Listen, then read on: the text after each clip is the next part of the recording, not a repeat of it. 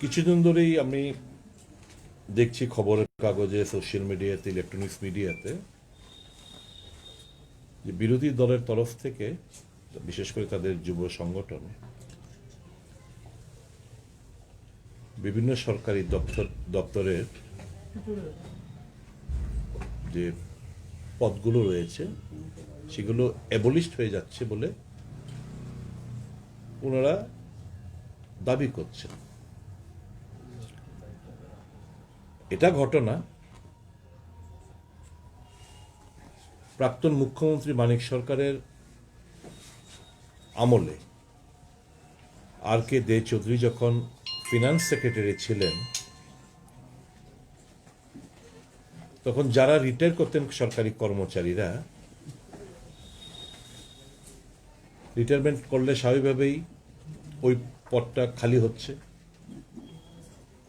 উনি তখন একটা অর্ডার বের করলেন মানিক সরকারের জামানায়, যে এই পদটা 1 বছর অবধি ভ্যালিড থাকবে। 1 বছর পর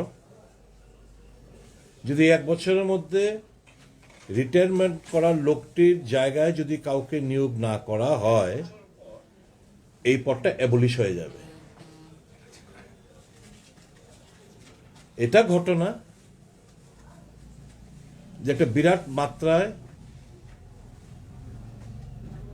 শূন্য পদ যেগুলো ছিল, ফিনান্সের কনকারেন্ট যেগুলো ছিল, বিগত জামানায় আমরা দেখেছি, আমরা চিৎকার চেঁচামেচি করতাম, আপনারা দেখেছেন। আমি জাস্ট আপনাদের মেমোরিকে রিকল করার চেষ্টা করছি যে শূন্য পদ পূরণের দাবি আমরা জানাতাম, এবং এই দাবিও আমরা করেছিলাম যে আমাদের নর্থ ইস্টার্ন রিজনের প্রত্যেকটি স্টেটে কোথাও 1 বছর নেই। কারণ একটা লোক রিটায়ারমেন্ট করার পর তার প্রক্রিয়া বিভিন্ন সময়ে করতে গিয়ে 1 বছর পার হয়ে যায়। 1 বছর পার হলে এটা অ্যাবলিশ হয়ে যায়, বা নতুন করে ফিনান্সের কনকার দিতে হয়, পোস্ট ক্রিয়েশন করতে হয়। তো আমরা দাবি জানিয়েছিলাম যে আসাম সহ অন্যান্য নর্থ ইস্টার্ন রাজ্যগুলো 5 বছরের মেয়াদ রয়েছে ওখানে, যে কোনো সরকারি কর্মচারী রিটায়ারমেন্টে গেলে 5 বছরের মধ্যে পদটা ফিল আপ না করলে তাহলে এটা পোস্টে অ্যাবলিশ হয়ে যায়। আর আমাদের রাজ্যের বেলায় মাত্র 1 বছর। এই প্রেক্ষিতে বিগত দিনগুলোতে প্রচুর পদ অ্যাবলিশ হয়েছে, এবং বর্তমানে অস্বীকার করে লাভ নেই, বেশ কিছু পদ অ্যাবলিশ হয়ে গেছে, মানে পূরণ না করার, অ্যাবজর্ব না হওয়ার প্রেক্ষিতে। আমি সরকারের কাছে আহ্বান রাখব, এই যে 1 বছরের যে মেয়াদ, সেটাকে বাড়িয়ে যেন 5 বছর করা হয়। কারণ আপনারা দেখেছেন বিভিন্ন পদগুলো অ্যাবজর্ভ করতে গিয়ে বেকাররা, শিক্ষিত বেকাররা যারা বিভিন্ন পরীক্ষায় কোয়ালিফাই করেছেন, তাদেরকে ধর্ণা ফর্ণা বসতে দেখছি আমরা। বলা হচ্ছে জেনারেলের কোনো পোস্ট নেই। এটা মূলত কারণ হচ্ছে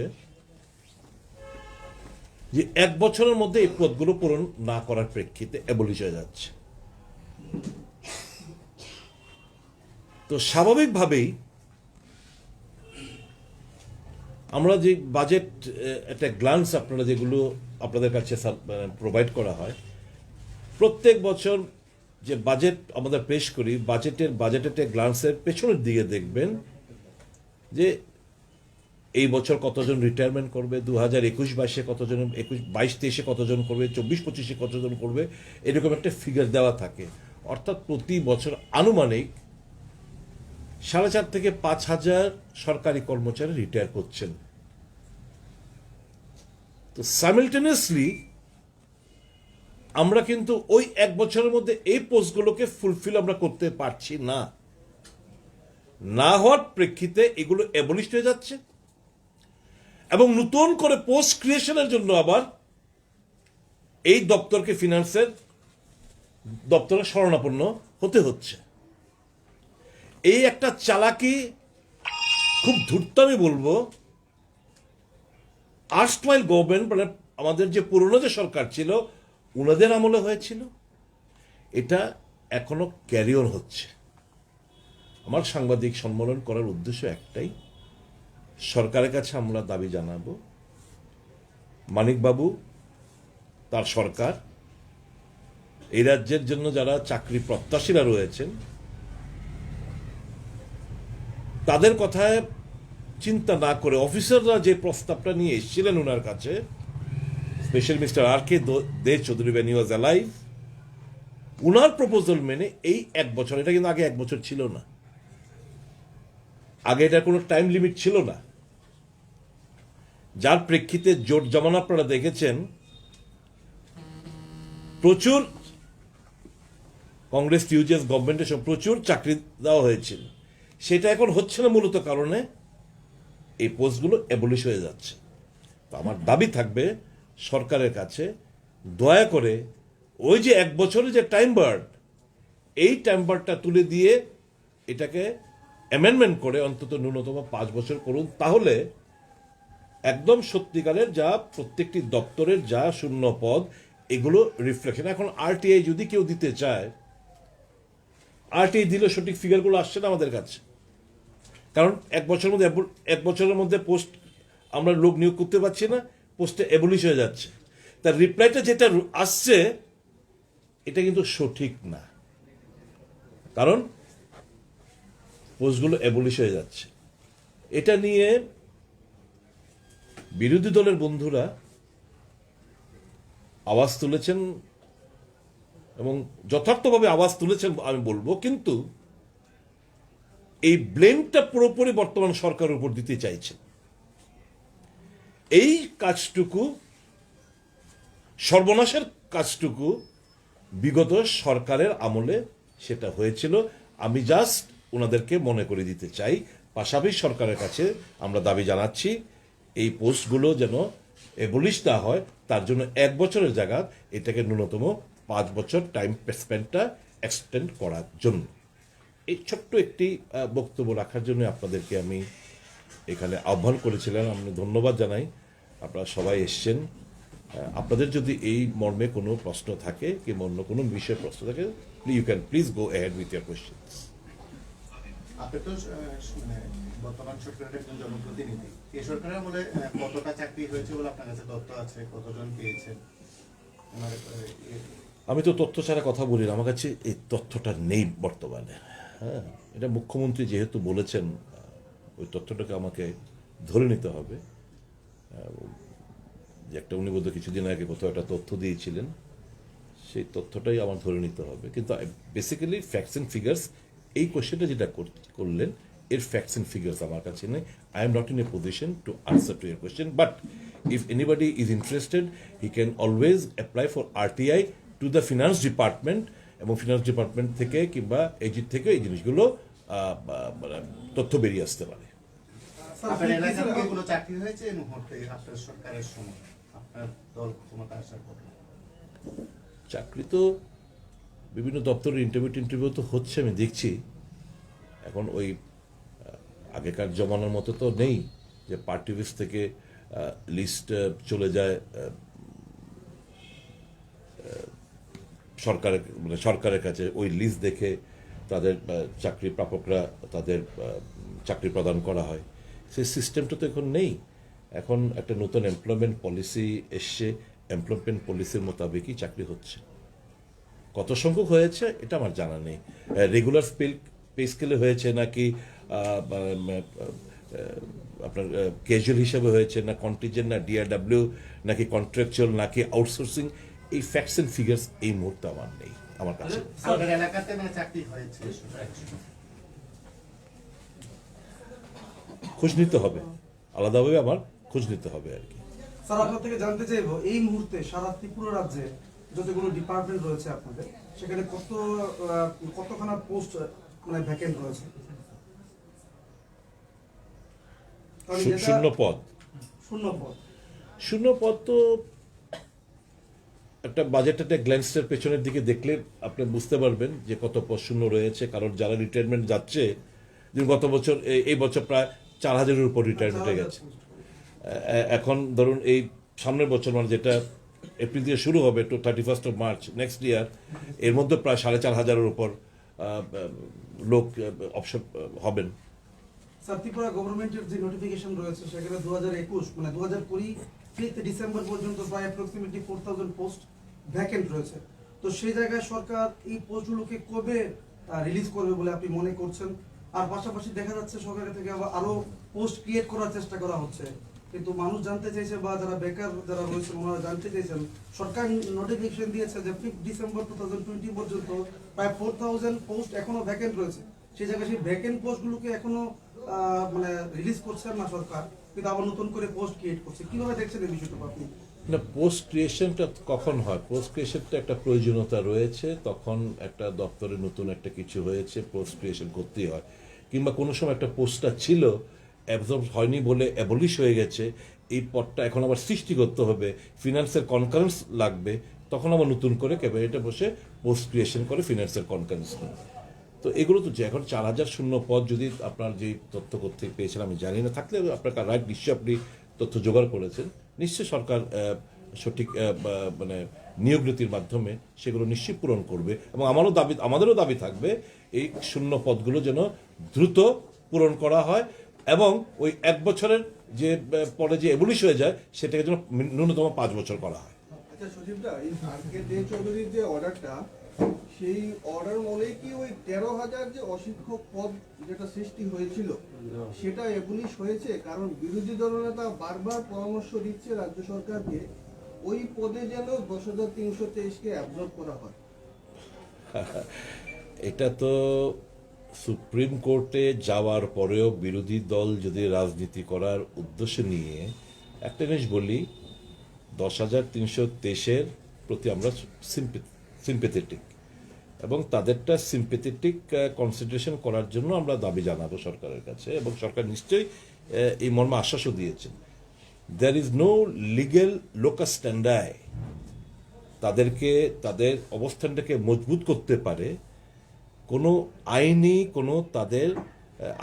কোনো বিন্দুমাত্র তাদেরকে সহায়তা করবে সেরকম কোনো তাদের স্ট্যান্ড পয়েন্ট নেই। এখন সবটাই নির্ভর করবে সরকারের সিম্পেথেটিক কনসিডারেশনের উপর।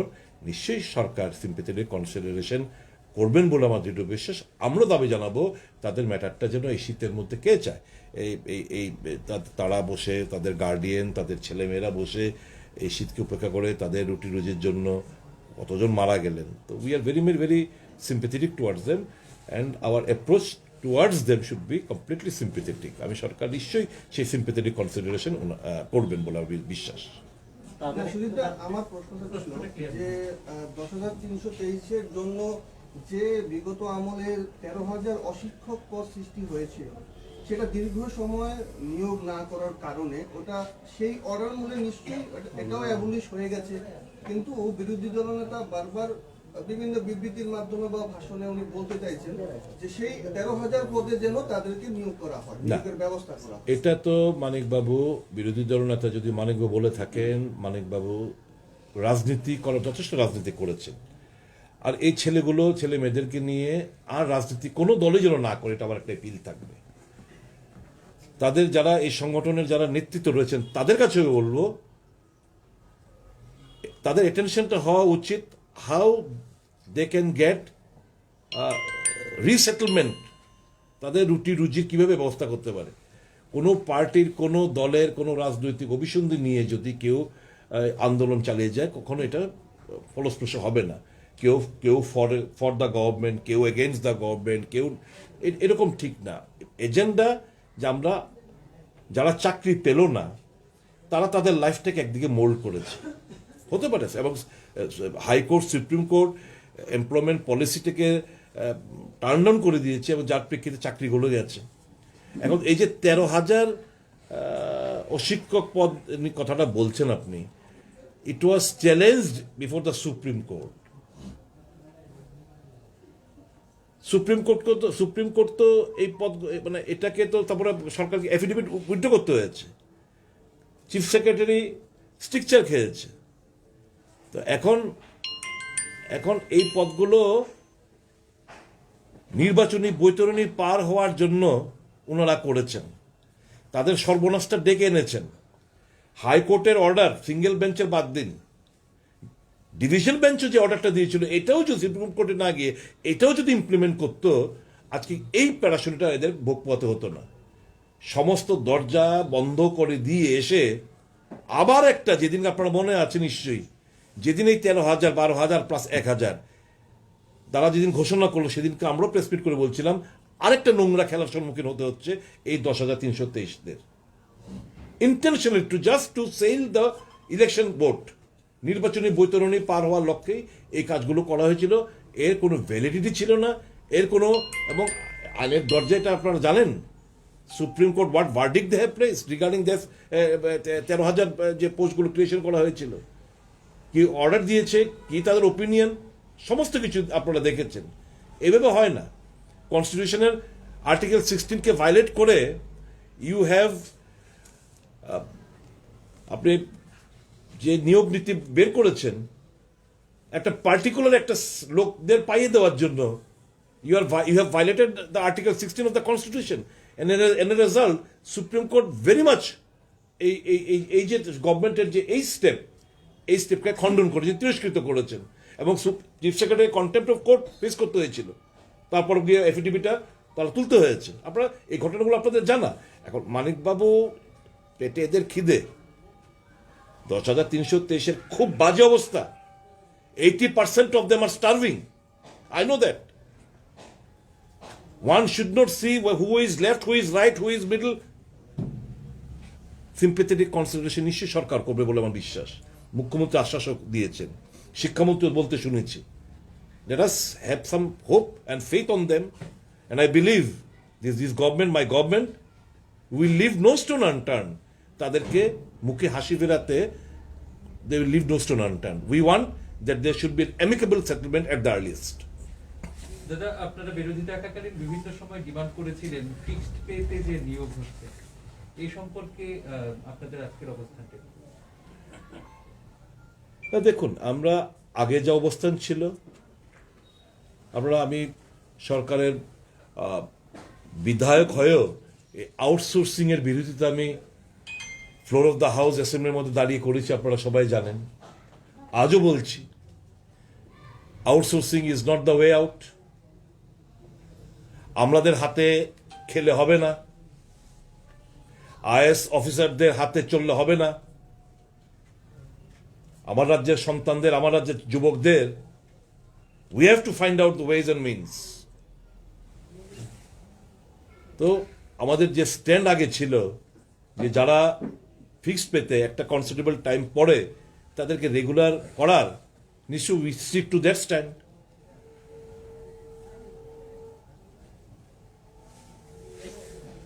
একটা বিষয় হচ্ছে আজকে 16তম দিন তাদের যারা 10,330 পেয়েছে, একটা জায়গায় রাজ্য সরকারের তরফ থেকে বলা হয়েছে যে কিছু পোস্ট করা হয়েছে, সেই জায়গায় দাঁড়িয়ে 10,320 তাদেরকে ইন্টারভিউ দিয়ে সেই জায়গাতে তারা তৈরি হওয়ার জন্য।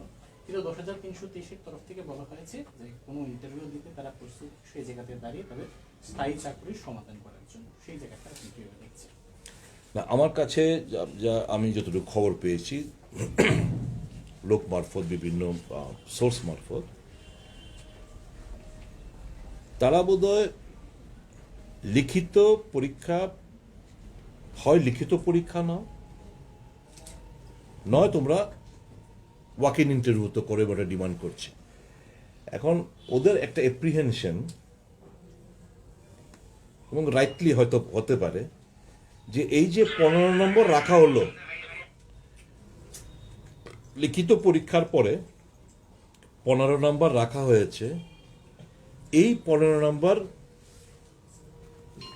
যারা সরকারপন্থী, আমি জানি না তারা কিভাবে বলে কে সরকারপন্থী, তাদেরকে দেওয়ার জন্য 15 নম্বর রাখা হয়েছে। এরা করতে খবর পেয়েছে আমি জানি না, যে কোয়েশ্চেন পেপারটা খুব ক্লাস 5, 6, 7, 8 স্ট্যান্ডার্ডের একটা কোয়েশ্চেন পেপার হবে। সবাই সে কোয়েশ্চেনটা মোটামুটি নাম্বার, ধরুন 100 মধ্যে পরীক্ষা হলে অলমোস্ট 2-4 নাম্বার এদিক সেদিক হতে almost everybody will be the same number অর্জন করবে।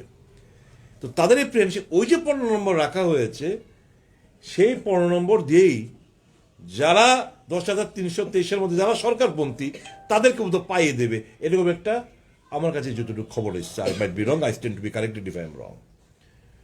তো এই ডিমান্ড হতে পারে এদের মনের যেই একটা অবিশ্বাস জন্মেছে, এইসব তারা যদি এটা বলে থাকে, ডিমান্ড করে থাকে যে 15 নাম্বারসটা তুলে দাও, let the examination be held completely written, হবে। সরকার তো না মানার কোনো কারণ নেই, নিশ্চয়ই সরকার মানবে তাদের এই ডিমান্ড।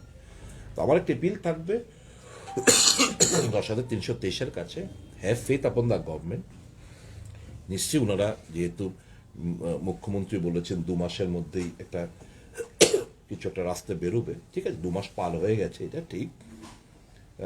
কিন্তু সরকারের একটা মোটিভ রয়েছে তাদেরকে কিছু একটা করার। Have faith upon the government, একটু অপেক্ষা করুন। আমরা জানি পেটে খিদে থাকলে কে অপেক্ষা করতে চায়, আন্দোলনের রাইট এভরিবডির রয়েছে। তবে এই কষ্ট পাচ্ছে ওনারা, আমারও দাবি থাকবে ওনাদের কাছে। আজকে তো প্রায় 17-18তম দিন চলছে। You have made your point. শিক্ষক আন্দোলন এতদিন এ রাজ্যে টানা আগে বোধহয় 16 দিন না কদিন ছিল, এটাও বোধহয় এদের ভেঙেছে রেকর্ড। তো ইনাফ, আপনারা এখন ঠান্ডার মধ্যে কষ্ট না পেয়ে আপনারা বাড়ি ঘরে যান, সরকারের উপরে একটু আস্থা রাখুন, দেখুন না সরকার কি করে। You have got every right to agitate. তারপরে আমি কষ্ট না পেয়ে আন্দোলনটা আস্তে আস্তে গুটিয়ে নিন, গুটিয়ে নিয়ে সরকারের উপর আস্থা রেখে একটু অপেক্ষা করুন, দেখুন না সরকার কোন দিকে কি করতে চাইছে। নিশ্চয়ই আমার তো বিশ্বাস, আমার সরকারের উপর আমার কনফিডেন্ট যে সরকার will find out a way out and there will be an amicable solution for 10-3-2-3। Sir একটা কোশ্চেন ছিল আমার, স্যার 10,303 জন কর্মী।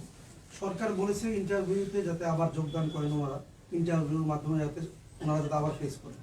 তো ওনাদের বক্তব্য হচ্ছে যে সরকারের কাছে আমাদের যাবতীয় ডকুমেন্ট জমা রয়েছে, তাহলে এই জায়গায় সরকার কি দ্বিচারিতা মনোভাব পোষণ করছেন না? আমাদের সব ডকুমেন্ট আপনাদের কাছে রয়েছে, আমরা যদি ডকুমেন্ট না পাই, অরিজিনাল ডকুমেন্ট না পাই, তাহলে আমরা ইন্টারভিউতে কিভাবে ফেস করব?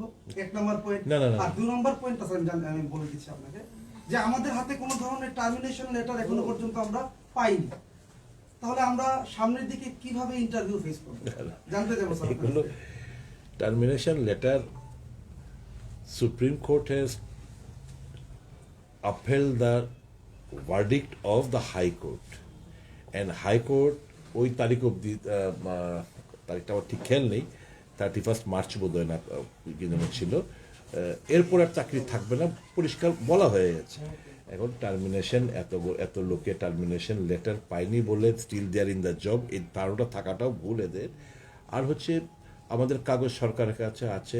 আমি একটা দপ্তরে ইন্টারভিউ একবার দিলাম, আমি কাগজ সব দিলাম, আমি পাইনি, তা আমি বলবো নেক্সট ইন্টারভিউর সময় আমার সরকারের কাছে তো আমার কাগজ দেয়াই আছে, ওটাই সাফিসিয়েন্ট।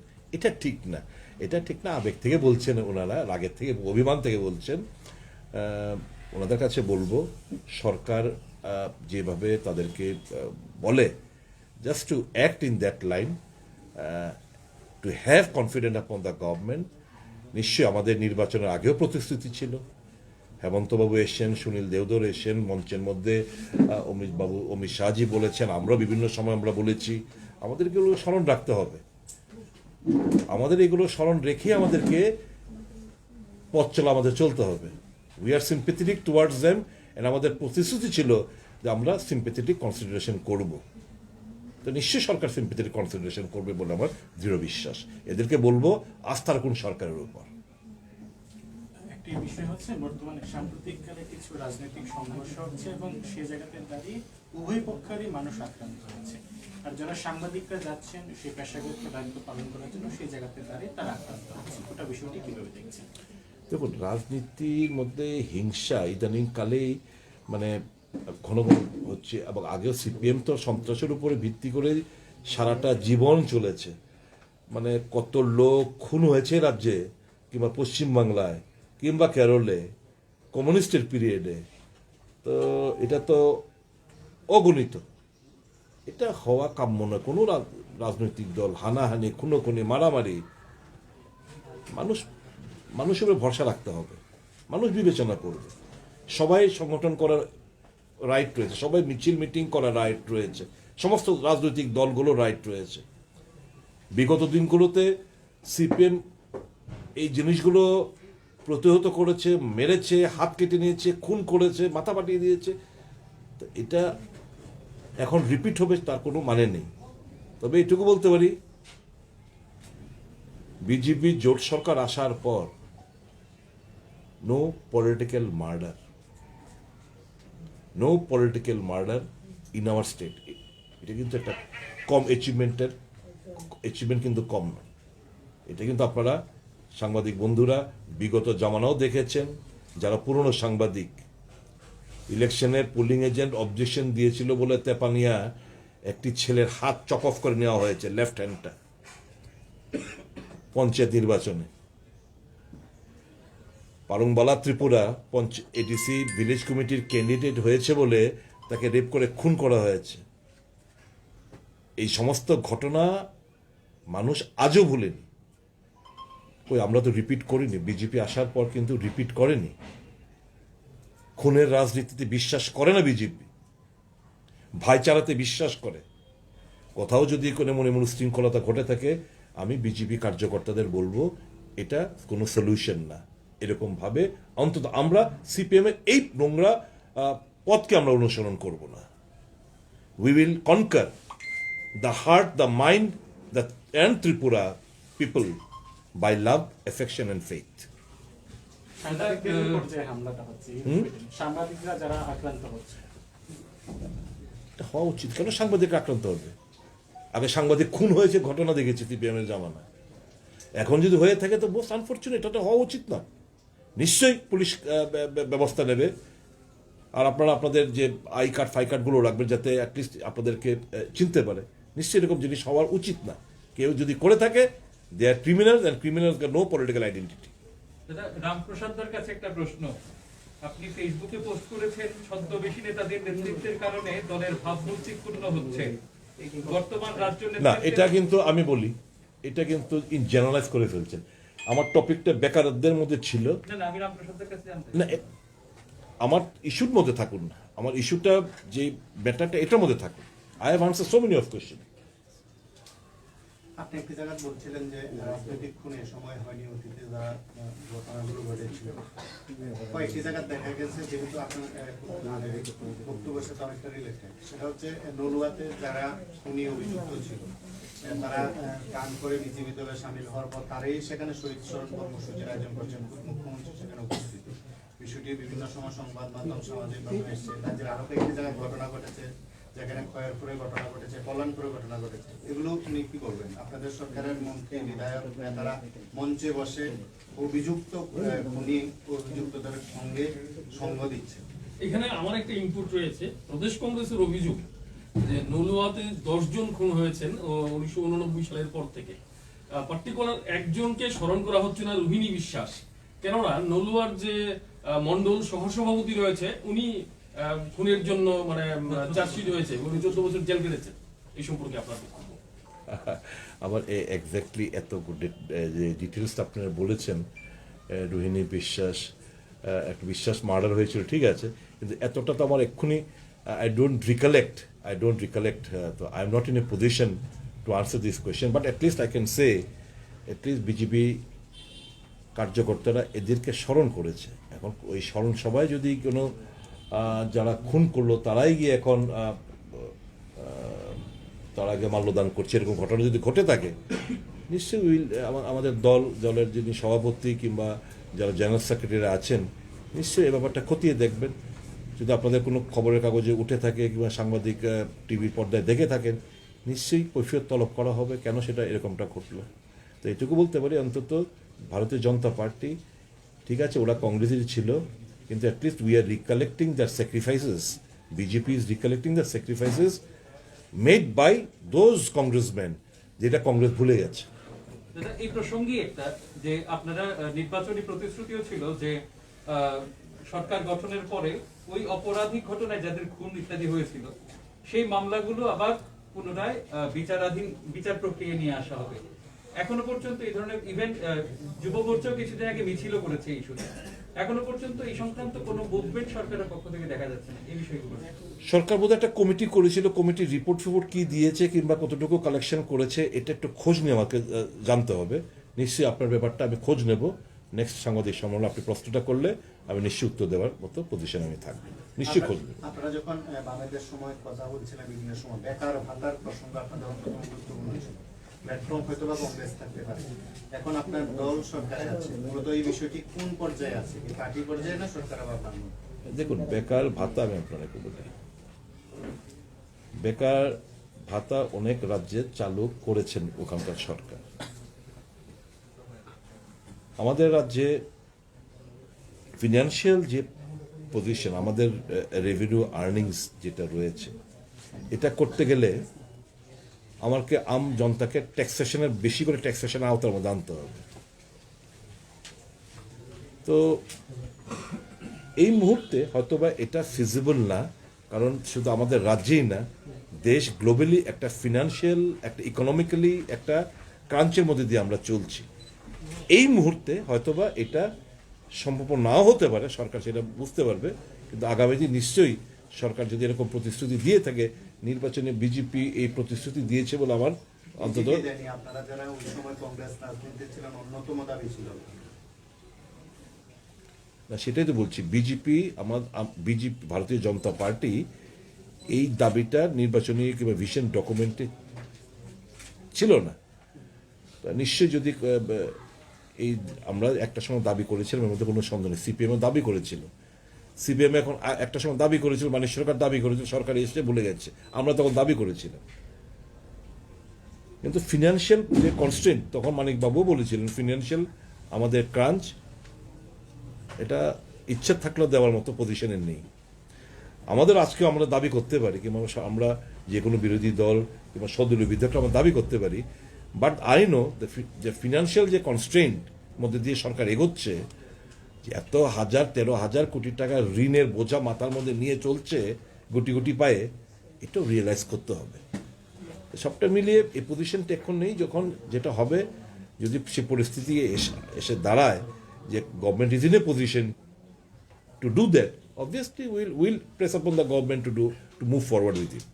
এই ক্রাইসিস থেকে মানে কেন্দ্রের সরকার রয়েছে, আপনাদের দলে রাজ্য রয়েছে, তাকে বিশেষ প্যাকেজ দিয়ে কি সমস্যার না, সমাধান? প্যাকেজ তো এইভাবে দিতে পারে না। এক একটা স্টেটকে তুমি, আমাদের রেভিনিউ আর্নিংসটা হচ্ছে, আপনারা যেটা আমরা এখন 14th ফিনান্স কমিশনের অ্যাওয়ার্ডটা পাইনি, আমরা পাবো, এটা ইমপ্লিমেন্ট হতে হতে ধরুন এপ্রিল নেক্সট ফিনান্সিয়াল ইয়ার থেকে আমরা অথবা আশা করছি কিছু একটা পাবো। আমাদের যে সেন্ট্রাল শেয়ার অফ ট্যাক্সেস, এবার জিএসটি কালেকশনটা এই করোনা কোভিড-19 প্রেক্ষিতে আমাদের জিএসটি কালেকশনটা যেটা আমরা পাওয়ার কথা যে রেশিওতে, সেই পরিমাণও আমরা পাইনি। তো স্বাভাবিকভাবেই fund from the centre to the state, শুধু ত্রিপুরা না, টু অল দ্য স্টেট, ওই যে ফর্মুলার ওপর, সেটা কিন্তু প্রত্যেকটি স্টেট কিন্তু সেই ফর্মুলার মধ্যে টাকা পায়নি, বিকজ অফ কোভিড-19 পরিস্থিতি আমাদের জিএসটি কালেকশনটা হয়নি। যে সেন্ট্রাল শেয়ার অফ ট্যাক্সেস যেটা আমরা পাওয়ার কথা, সেটা আমরা পাইনি। এটা ফিনান্সিয়াল ক্রাঞ্চের মধ্যে আমরা চলছি, এটা তো আপনারা উপলব্ধি করতেই পারছেন। দীর্ঘদিন ধরে কেন্দ্রে কংগ্রেস সরকার ছিল, সেখানে সিপিএম এর রাজ্যের শাসন ছিল। আপনারা বলতেন, অনেকেই বলতো, বিশেষ করে রাজনৈতিক মহল বলতো যে সিপিএম এর বন্ধু সরকার কেন্দ্রে, মানিক সরকার বরাবরই বলতেন কেন্দ্র বঞ্চনা। এখন আপনাদের সরকার দিল্লিতে, বিজেপি সরকার, আপনারা কোভিড-19 বাদ দিলেও অনেকটা সময় মানে আপনারা বলছেন যে অর্থনৈতিক ক্রাইসিস, যে ভাষায় আপনারা বলেন, মানে এই রাজ্য কবে স্বয়ংসম্পূর্ণ হবে? আপনার কি বক্তব্য? মানে অর্থনৈতিক দিক থেকে এই রাজ্য কবে নিজের পায়ে দাঁড়াতে পারে? প্রত্যেকটি আমি আপনাকে বলি, it is very tough for a small state like Tripura, যার revenue earning is merely 15% or something of this sort, একটু ইনক্রিজ করেছে। এই 15% নিজস্ব রাজস্ব আদায় দিয়ে you can't expect যে we will be at par with other big states, that এরা যদি করতে পারে আমরা কেন না। পশ্চিমবাংলা বিভিন্ন প্রকল্প ওখানকার রাজ্য সরকার কিংবা আমাদের বিজেপি শাসিত রাজ্যগুলোতে ওখানকার রাজ্য সরকার বিভিন্ন স্কিম চালু করতে পেরেছে এই কারণে that they have got their revenue generation, they collect, তাদের বিভিন্ন বড় স্টেট, তাদের কলকারখানা, ট্যুরিজম, বিভিন্ন জায়গা আমাদের রেভিনিউ আর্নিংসের একটা জায়গা রয়েছে, যেটা আমাদের রাজ্যের কনস্ট্রেন। তো যত ডেভেলপমেন্ট পেস হবে বিভিন্ন ক্ষেত্রে, ইন্ডাস্ট্রিয়ালাইজেশন, ট্যুরিজম, এর জন্য এগ্রিকালচার, এগুলো তো আপনার চেষ্টা করছেন আমাদের মন্ত্রিসভার মন্ত্রীবাবুরা। তো নিশ্চয়ই আগামী দিন নিশ্চয়ই with the space of development যে পেসে এগোচ্ছে, নিশ্চয়ই আমরা আশা করি আগামী দিন কিছুটা হয়তোবা চেহারা পাল্টাবে। Thank you, gentleman, thank you for your kind presence.